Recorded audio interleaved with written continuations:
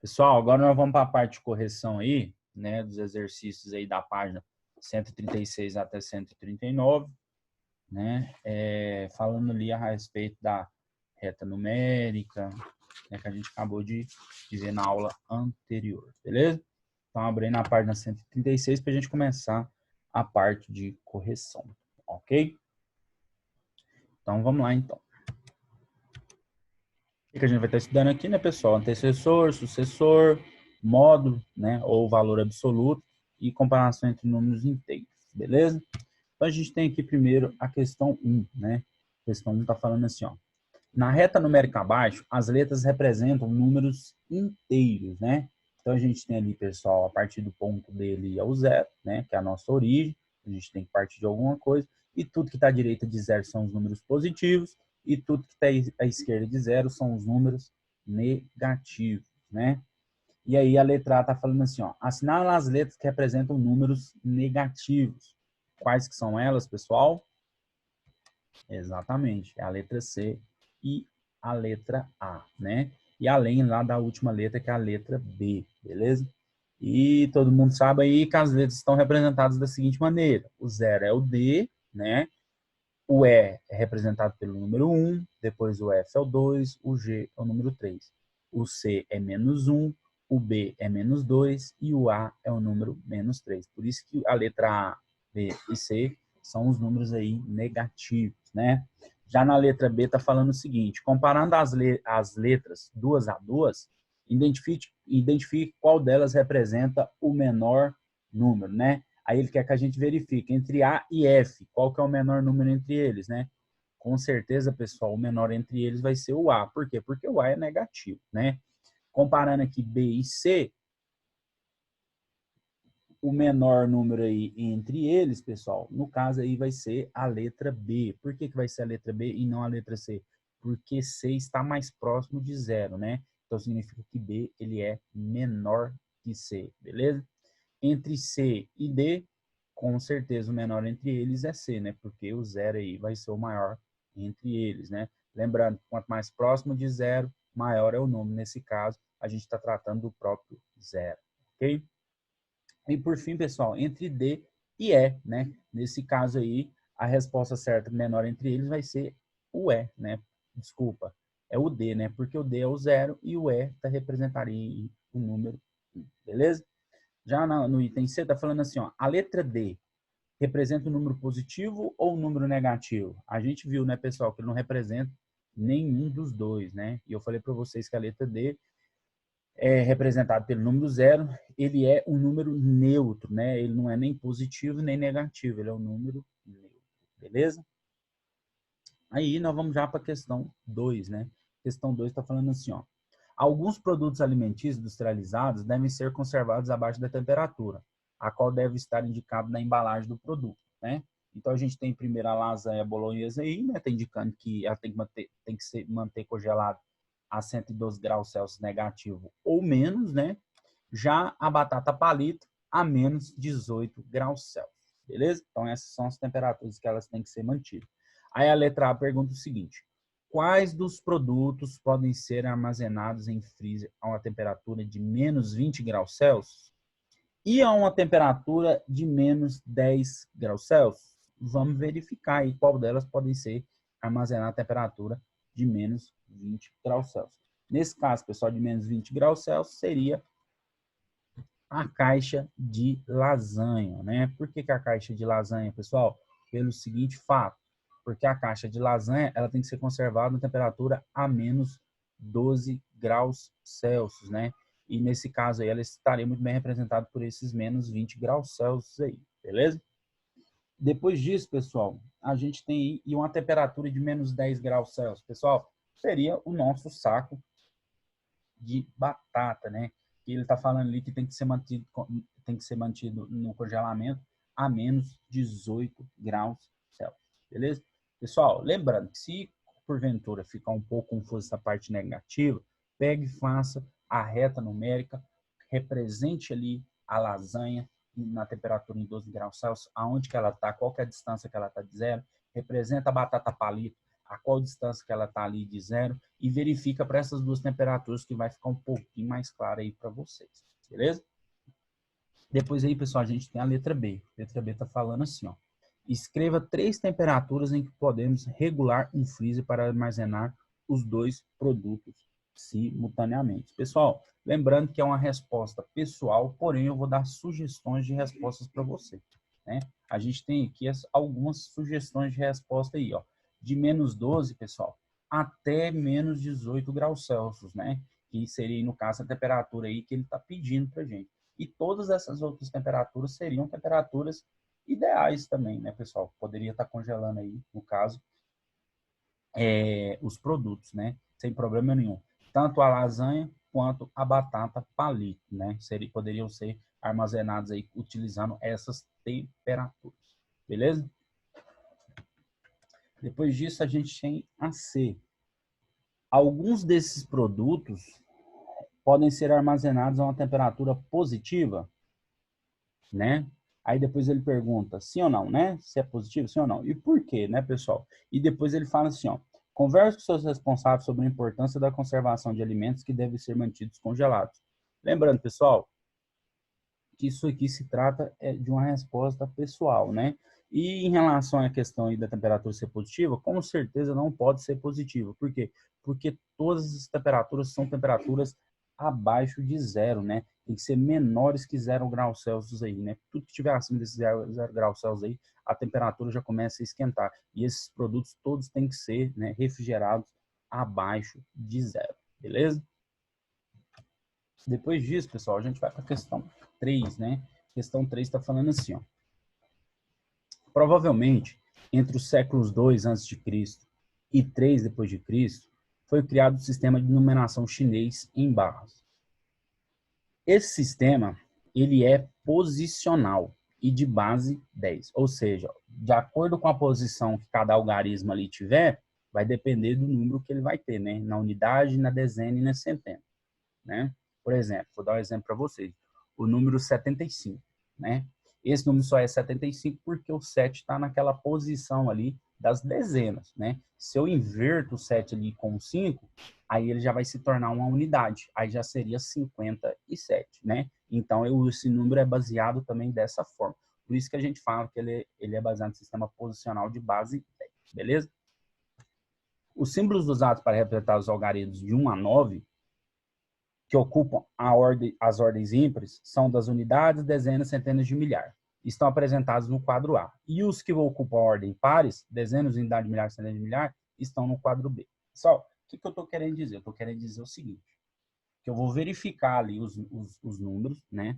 Vamos supor que esses números aí, vamos basear eles em algarismo. E que a partir desses números, os que tiverem aí na posição de números ímpares, eu vou representar por esses números que estão aí, né, no quadro A. E os que estão nas posições de números pares, eu vou representar por esses algarismos, esses números que estão aí, né, essa numeração chinesa, que estão no quadro B. Então, vai ficar mais ou menos assim. Lembrando que o zero, né, só foi introduzido aí depois depois do século 7, né, depois de Cristo.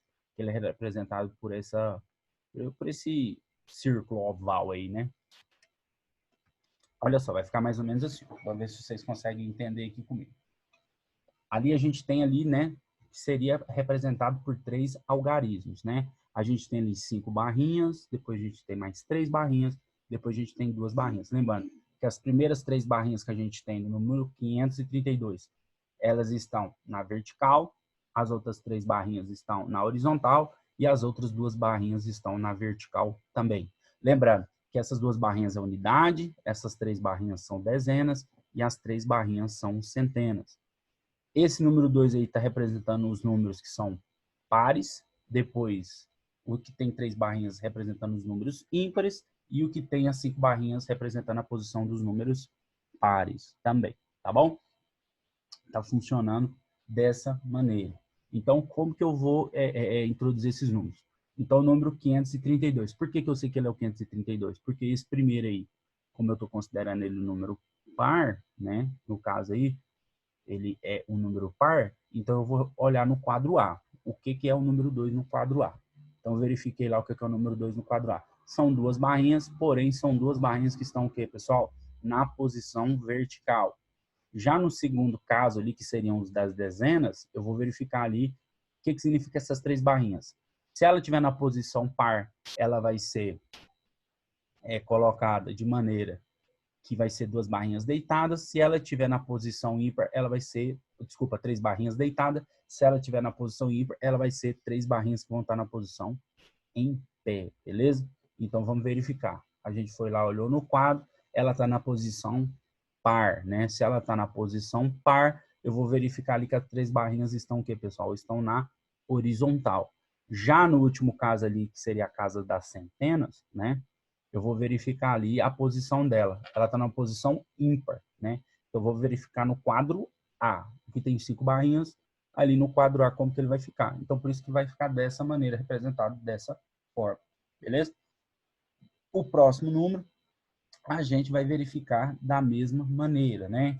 O primeiro número ali, a gente vai verificar, ele está na posição par, depois seria o número ímpar, que está ali na posição ímpar, depois seria o número par e depois seria o número ímpar, né? Lembrando, pessoal, que o número ímpar é o quadro A e os números pares é o quadro B, beleza?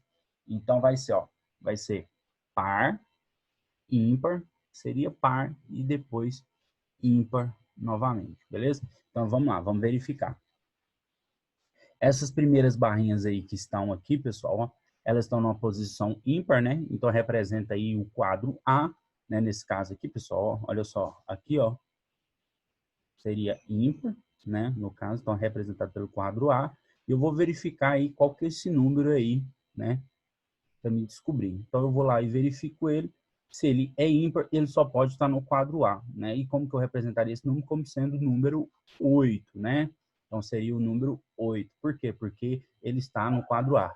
Esse cara aqui, pessoal, que foi introduzido no século 7 depois de Cristo, né? Seria o número para estar representando o zero, né? Olha só para vocês verem depois de quanto tempo que foi introduzir o zero, para ver que a ideia de zero é um pouco mais difícil, né? Então aqui seria o número 0, né? Então a gente já vai formar o número 8 aqui, o número 0, e depois isso daqui, pessoal, estaria também aí na posição, né, ímpar, né? Porque estaria no quadro A. Aí aqui a gente tem 4 barrinhas, né? Eu vou lá no 4 barrinhas e verifico, né? É o número 4. Eu venho cá e marco ele. E depois, pessoal, esse cara aqui que está na posição par, né? Que seria representado aqui pelo quadro B, né? Aí eu vou lá no quadro B, eu vejo que tem, vejo que tem no caso aqui 4 barrinhas. Aqui tá errado, tá, pessoal? Mas aqui são 4 barrinhas, seria o número 4 também, né? Então seria o número 4.408, né?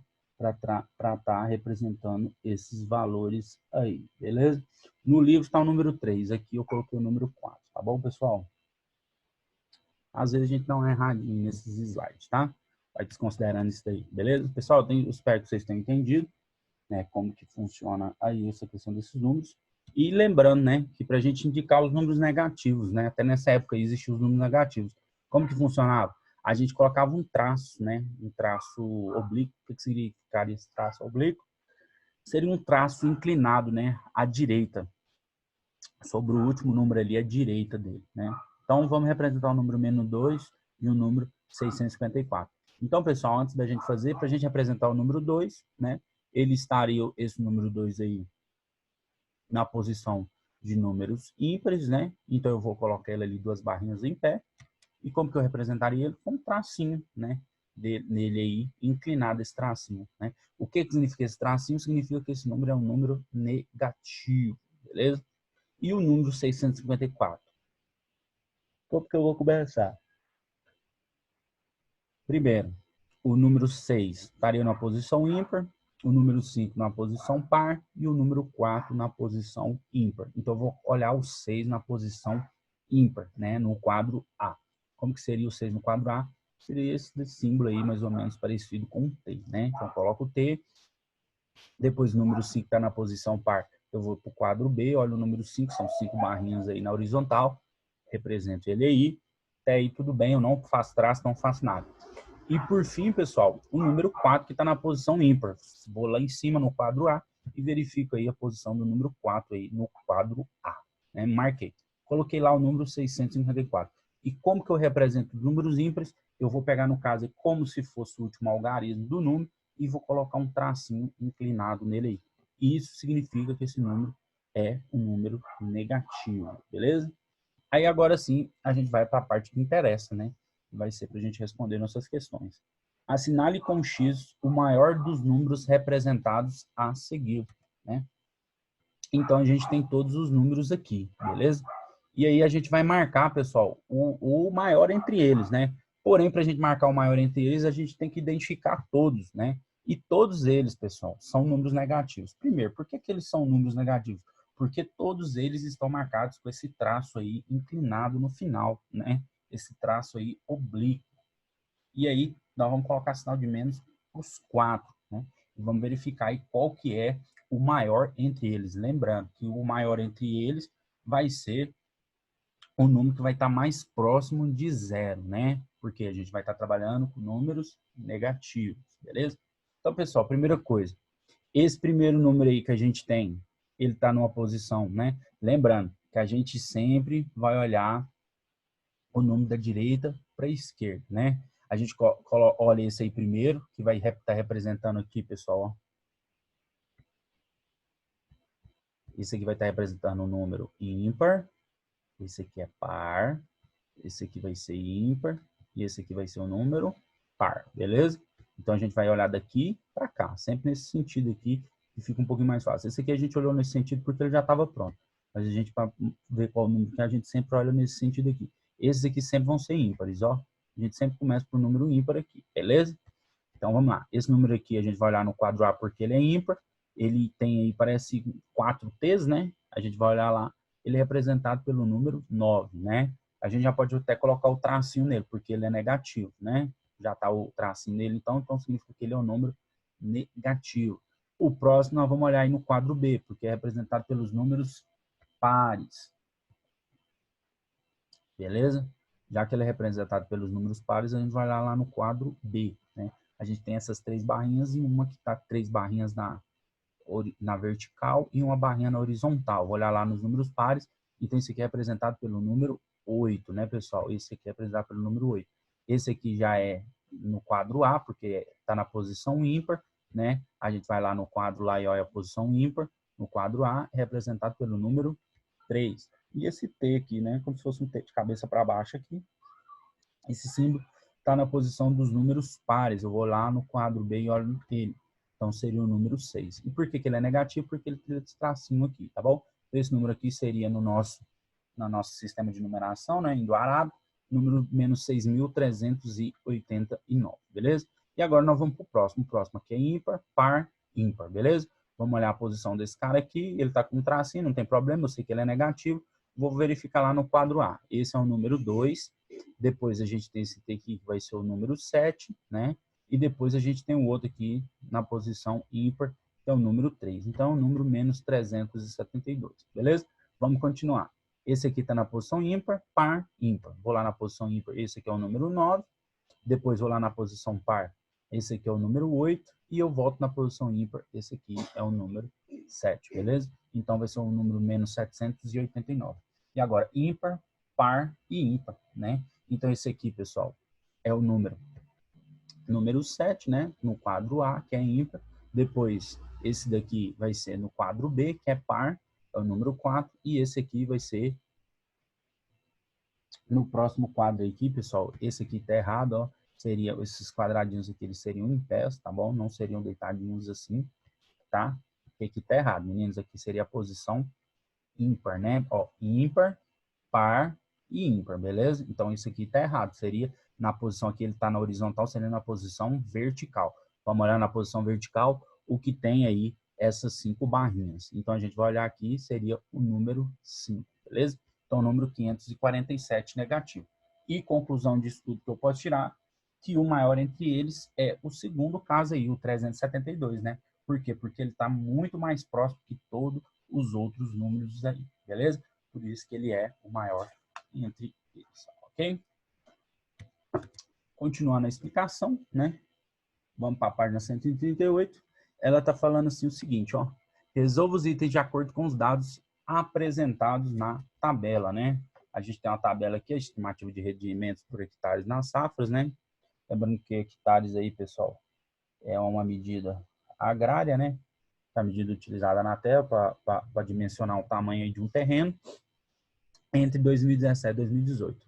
Então, a batata inglesa teve uma variação de rendimento negativo de 7,3%, o café de 1,5%, né, ou seja, foi positivo, a cana-de-açúcar 2,2%, né, negativo, o feijão 3,1% positivo, a laranja 2,3% negativo, o milho 6,6% negativo e a soja 2,6% negativo, ou seja, foi a variação que ela teve aí ao longo de 2017 e 2018. Professor, significa que todo mês, todo dia era isso aí que ela tinha sofrido? Ela sempre aumentou 2,6%? Não, pessoal, foi o que ela sofreu durante a... Poderia ser que ela perdeu um pouco, aí ela ganhou, perdeu, ganhou, e por aí foi, até chegar nessa variação final durante o ano, né?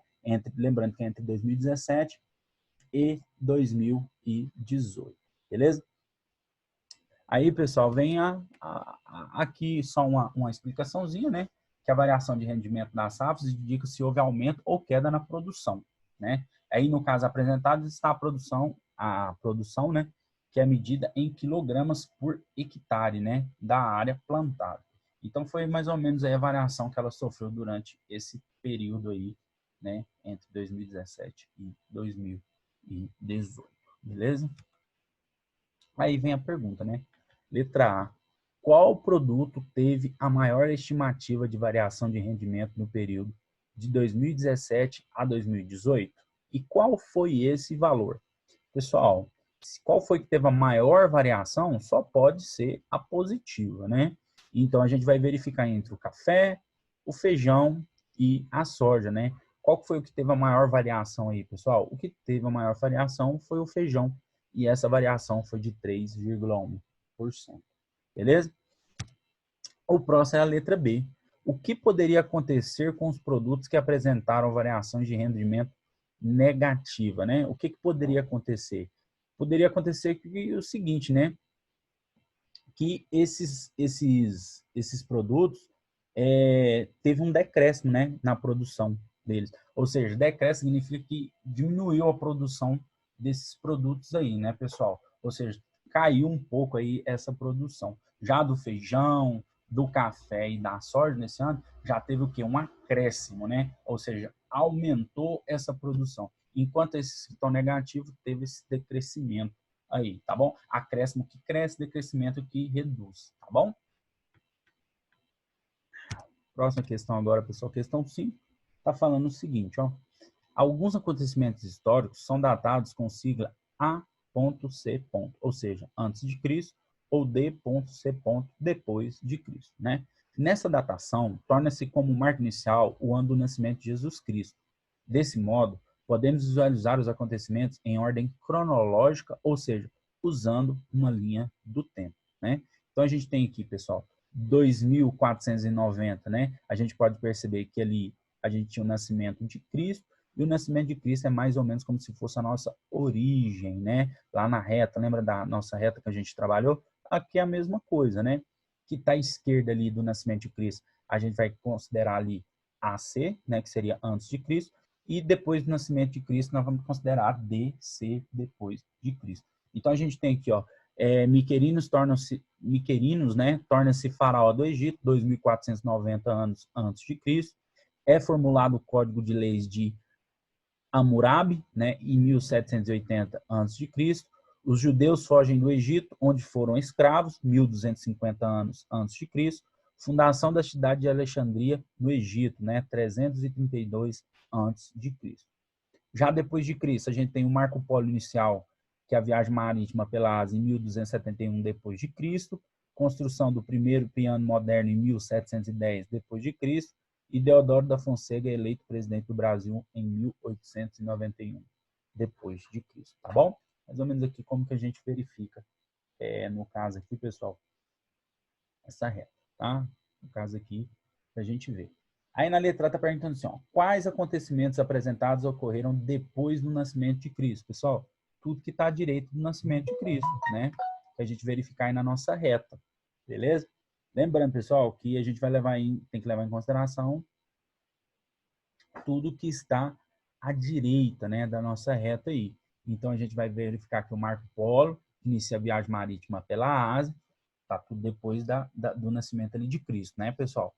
Depois a construção do primeiro piano moderno e depois Deodoro da Fonseca eleito presidente do Brasil, beleza? Depois, escreva os anos dos acontecimentos usando números positivos ou números negativos. Pessoal, é só a gente fazer igual na reta. Nascimento de Cristo a gente coloca como marco zero, né? Ali. E tudo que está à esquerda do nascimento de Cristo a gente considera negativo. Tudo que está à direita de Cristo, no nascimento de Cristo, a gente considera positivo, né? Então, antes de Cristo, a gente considera data negativa. Depois de Cristo, a gente considera data positiva, né? Só a gente representar dessa maneira, beleza? E a letra C, pessoal, fala assim, ó, de maneira parecida, construa no caderno uma linha de tempo indicando alguns acontecimentos que ocorreram antes ou depois do seu aniversário, né? Lembrando que isso é uma resposta pessoal, né? E não tem como a gente fazer isso daí, beleza? E aí vocês façam aí vocês mesmos, né? E agora, pessoal, a gente vai para a questão 6, né? Lá na página 139. Questão 6 está falando assim, ó, leia as informações. Death Valley, né, Vale da Morte nos Estados Unidos, está a 86 metros abaixo do nível do mar. Ó, estamos trabalhando com altitude aí, né? O ponto mais alto do Monte Everest, na fronteira da Índia com o Tibete, está a cerca de 8.850 metros de altitude. A depressão Turfa, na China, fica 154 metros abaixo do nível do mar. A Fossa das Marianas, no Oceano Pacífico, tem cerca de 11.034 metros de profundidade. Pessoal, essas fossas da Mariana, eu já li em outros artigos, em outras publicações, que lá tem mais de 13 mil metros de profundidade, né? Aqui eles estão trazendo que tem 11.034 metros de profundidade. Mas, né, é relativo isso daí. Porém, vamos considerar aí 11.034 metros, beleza? A cidade de La Paz, na Bolívia, localiza-se a 3.636 metros de altitude. Pessoal, olha só para vocês verem, principalmente quem gosta de futebol. Pensa só os brasileiros jogando futebol aí na cidade de La Paz, na Bolívia, né? A 3.636 metros de altitude. Pensa uma pessoa, um goiano, né? Aqui de Goiânia, o time de Goiânia, jogando com algum time lá em La Paz, na Bolívia. Pessoal, quanto mais alto você sobe, mais o oxigênio, o ar é rarefeito, né? Menos é o oxigênio, menos você vai conseguir oxigenar o seu pulmão ali, oxigenar o seu sangue, né? Vai ser menor a sua taxa de oxigenação. Então vai ficar mais difícil ainda para respirar. Pensa a gente aqui que tem esse oxigênio em abundância, sem problema nenhum para respirar aí, subir uma altitude dessa, né? Ainda mais correr atrás de uma bola. Vai ficar difícil aí respirar, né? Por isso que tem vários times aí que tem muita dificuldade de jogar em altitudes assim, né, tão elevadas, beleza? A depressão da Náquil, na Etiópia, está a 125 metros abaixo do nível do mar. E o Monte Fuji, no Japão, tem 3.776 metros de altura, né? Então, são essas informações aí a respeito de altitude. Aí ele pergunta assim para a gente na letra A. Qual desses locais tem a menor altitude? Lembra? Olha só, pessoal, a menor altitude, pessoal, maior altitude acima do nível do mar, menor altitude abaixo do nível do mar, beleza? Tem que ter esse nome aí, abaixo do nível do mar, ou um número negativo para representar aí pra gente, né? Pra gente saber. Na hora que ele fala assim, ó, metros de profundidade, significa que está abaixo do nível do mar. E só pode ser Fossas das Marianas, né? E qual tem a maior altitude, pessoal? A maior altitude aí é o Monte Everest, né? Que é o ponto mais alto aí, salvo engano aí, do mundo, né? É o lugar mais alto que a gente tem no mundo aí, tem 8.850 metros de altura. Isso em relação ao nível do mar, beleza? Depois, pessoal, a gente tem a letra B. Perguntando assim, ó, que local está entre menos 200 metros e menos 150 metros de altitude, né? Ou seja, o que está essa profundidade, pessoal? Só pode ser a depressão Turfan, né? Por que, pessoal, a depressão Turfan? Porque ela está a 154 metros abaixo do nível do mar, né? Professor, por que não 125 metros abaixo do nível do mar? Porque 125 metros, né, apesar de estar abaixo do nível do mar, está bem aí mais distante aí dos 150 metros, né? E os 150 e os 154 metros aí abaixo do nível do mar está entre 200 e 150 metros aí, né, de altitude. Lembrando que são negativos, significa que estão abaixo do nível do mar. Letra C. Complete a reta numérica de acordo com a altitude em metros de cada um dos locais aí, né, pessoal, apresentados, né? Então, vai ficar nessa ordem aí, pessoal, que não deu para fazer aqui, mas vai ficar nessa ordem. Primeiro aí, pessoal, mais profundo aí, né, mais do que menos 10 mil metros aí, a gente tem as Fossas das Marianas. Depois, a gente tem bem próximo do zero aí, pessoal, a gente tem a depressão de Turfan, né? Depois da depressão de Turfan, a gente tem a depressão de Danáquio. Depois dela, pessoal, a gente tem a Death Valley, né? O Vale da Morte. Depois disso, a gente tem o nível do mar, né? Que é o nosso marco zero. Depois do nível do mar, aí, a gente tem a cidade de La Paz. Depois o Monte Fuji e o Monte Everest, beleza? Só para vocês completarem aí, ok? Depois disso, nós vamos para a questão 7, ainda na página 139, né? E a última aí a respeito aí da reta numérica, beleza? Está perguntando o seguinte, ó. Em uma reta numérica, o ponto A possui abscissa menos 9, ou seja, eu tenho a reta numérica, ele está na posição menos 9, né? Lembra lá de falar para vocês que aparecia esse nome abscissa, né? Então, a gente vai marcar ele como um ponto, né? Ponto A possui abscissa menos 9, ou seja, o ponto A é representado pela distância da origem até o menos 9, né? Ou seja, está 9 unidades de distância da origem, porém está no sentido negativo, né? O ponto B possui abscissa 15 e o ponto M está à mesma distância, tanto de A quanto de B, né? Essa daí é bem interessante, beleza? Qual é a distância do ponto M até a origem? Pessoal, olha só, para a gente verificar isso, nada melhor do que a gente utilizar aí uma reta numérica, né? Para ficar mais fácil o entendimento, né? E como que vai ficar aqui, ó? Antes de zero, né? Antes de zero aí, a gente tem um menos 9. Lembrando que a gente vai calcular agora o módulo dele. Por que, o módulo dele? Porque eu quero saber a distância em unidades que ele está ali do meu ponto zero. Porque eu quero descobrir a distância dele em relação ao ponto M, né? Qual que é a distância que ele está ali em relação ao ponto M, né? Por quê? Porque ele fala para mim que o ponto M está à mesma distância tanto de A quanto de B, né? E eu tenho que marcar isso na reta numérica, beleza? Pessoal, então, ó, antes do zero aí, né, a gente tem aí o menos 9, né, que a gente vai representar ele em módulo, né, para a gente ver quantas unidades que ele está à distância de zero, e ele está a 9 unidades de zero. E depois de zero, a gente tem aí a abscissa B, né, que é o 15. Nós vamos ver aí o módulo dele, né, o valor absoluto, é a mesma coisa. Ele está aí a 15 unidades de distância. Como que a gente vai fazer isso, pessoal? Basta a gente calcular aí a média entre eles, né, para a gente saber a distância exata aí entre eles, né? E como que a gente vai fazer isso? Só calculando a média.